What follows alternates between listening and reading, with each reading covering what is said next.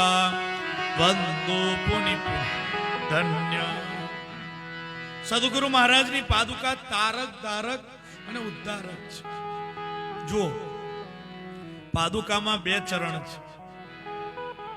એક ચરણ જે છે ને એ રા છે અને બીજું જે ચરણ છે તે મ છે.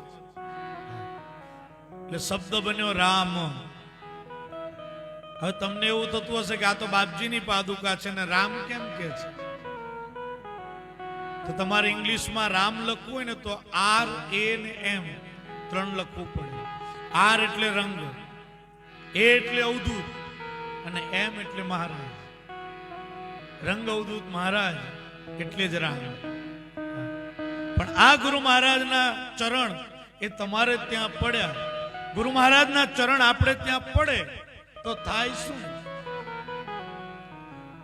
તમે સરસ મજાની પુષ્પની રંગોળી કરી છે ને એટલે એક સહજ પ્રસંગ યાદ આવ્યો. એટલે આરંભમાં જ કહું કે બાપજીના ભાઈ નારાયણભાઈ એમનું શરીર અસ્વસ્થ થયું. મુંબઈ હોસ્પિટલમાં એડમિટ કરવામાં આવ્યા. સ્વયં રંગાવધૂત બાપજી હોસ્પિટલમાં ખબર જોવા માટે ગયા. બાપજી જઈને પૂછે છે કે નારાયણ, તારે આ નર્સોના હાથના ઇન્જેક્શન ખાતા ખાતા મરવું છે કે વેદના મંત્રો સાંભળતા સાંભળતા મરવું છે? બોલે નહીં, મારે વેદના મંત્રો સાંભળતા મરવું છે. તો કે ચાલ મારી સાથે. નારેશ્વરમાં લઈ આવ્યા અને નારેશ્વરમાં લાવ્યા પછી બન્યું એવું કે થોડાક સમયમાં નારાયણભાઈનું શરીર શાંત થયું અને માજીની બધી જ જવાબદારી બાપજીના સિરે આવી.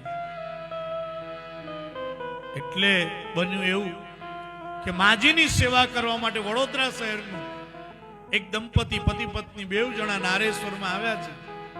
અને નારેશ્વરમાં આવ્યા પછી માજીની સેવા કરે.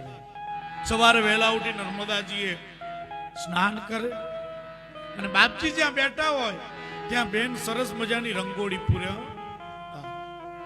પણ બાપજી કરે શું તો કે રંગોળી ઉપર પોતાનું ચરણ પધરાવી રંગોળીને ભૂસી નાખે. એક દિવસ, બે દિવસ, 3 દિવસ પેલા બેનથી રહેવાયું નહીં કે આ રંગોળી શું કામ ભૂસી નાખે છે.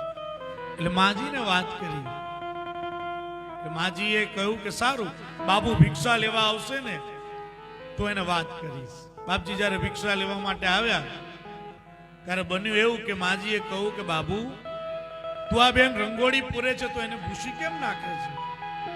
અને ત્યારે બાપજીએ બહુ સરસ જવાબ આપ્યો કે માજી, હું એને પૂરેલી રંગોળીને નથી પૂછતો પણ એના દુર્ભાગ્યને પૂછું છું.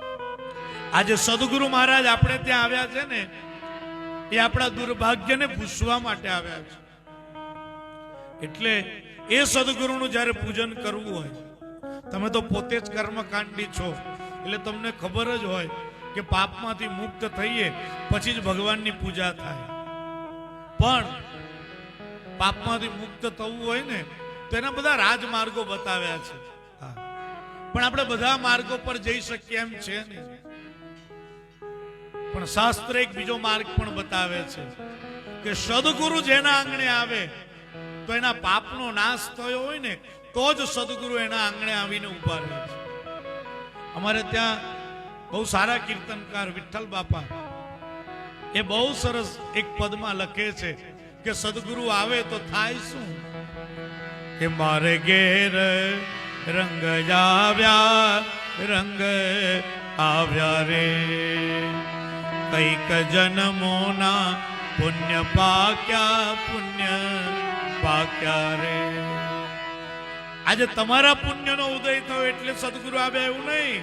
તમારા પૂર્વજોએ પુણ્ય કર્મ કર્યું હશે ને એના ફળ સ્વરૂપે આજે ગુરુ મહારાજ તમારા આંગણે આવ્યા છે અને તમે એમનું પૂજન કરવા જઈ રહ્યા છો. તો પ્રધાન જે સંકલ્પ બાપજીને કહેવાનું કે ગુરુ મહારાજ તમે તો જ્યાં જાઓ ત્યાં નારેશ્વર થાય, પણ મારે એકલું નારેશ્વર નથી જોઈતું. મારે તો ગરડેશ્વરમાં બિરાજમાન સ્વામી મહારાજ એ ગરડેશ્વર જોઈએ છે.